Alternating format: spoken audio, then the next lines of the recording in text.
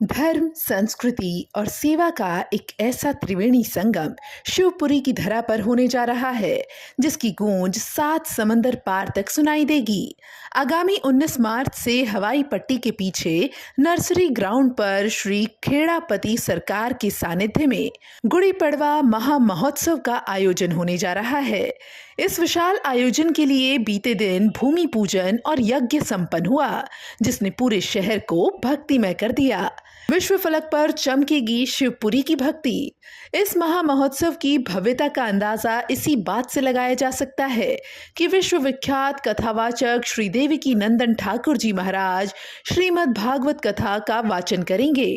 आस्था का आकर्षण ऐसा है कि कथा श्रवण के लिए 40 विभिन्न देशों से विदेशी श्रद्धालु शिवपुरी पहुंच रहे हैं। लोग तो आकर के सम्मिलित हो जाते हैं, लेकिन गरीब लोगों को कोई भी व्यवस्था कहीं से भी नहीं होती है। उसे इस गेट से भगाकर उस गेट पर भेज दिया जाता है, उस गेट से भगा करके उस गेट पर भेज दिया जाता है।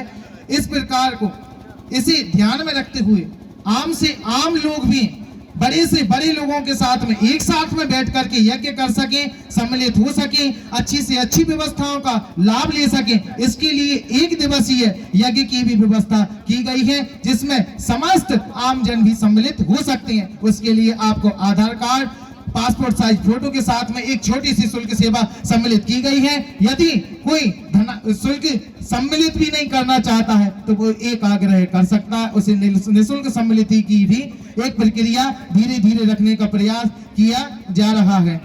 खेड़ापति दरबार के महंत मोहित दास महाराज और नीलमणि महाराज ने प्रेस वार्ता में आयोजन की रूपरेखा साझा की। ऋषिकेश की तर्ज पर महाआरती साक्षात गंगा तट का अनुभव कराने के लिए ऋषिकेश से 11 प्रकांड विद्वान ब्राह्मण आ रहे हैं, जो प्रतिदिन शाम 7:30 बजे भव्य महाआरती करेंगे। शक्ति की उपासना। नवरात्रि के पावन पर्व पर कथा स्थल पर 9 देवियों की अस्थायी शक्तिपीठों की स्थापना की जाएगी।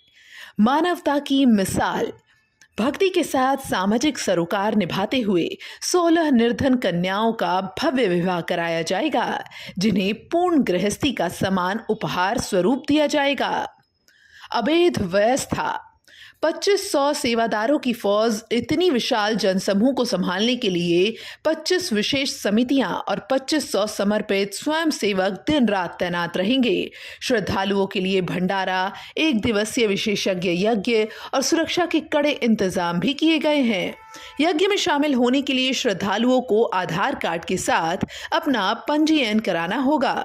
वहीं भूमि पूजन के बाद परशुराम सेना दल द्वारा निकाली गई विशाल वाहन रैली ने उत्सव का बिगुल फूंक दिया।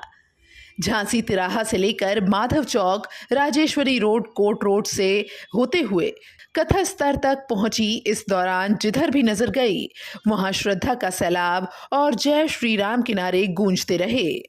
महामंडलेश्वर नीलमणिदास जी महाराज और महंत मोहित जी महाराज की उपस्थिति ने इस रैली को और भी गरिमामय बना दिया। इस अवसर पर शहर के कई गणमान्य संत और महात्मा मौजूद रहे।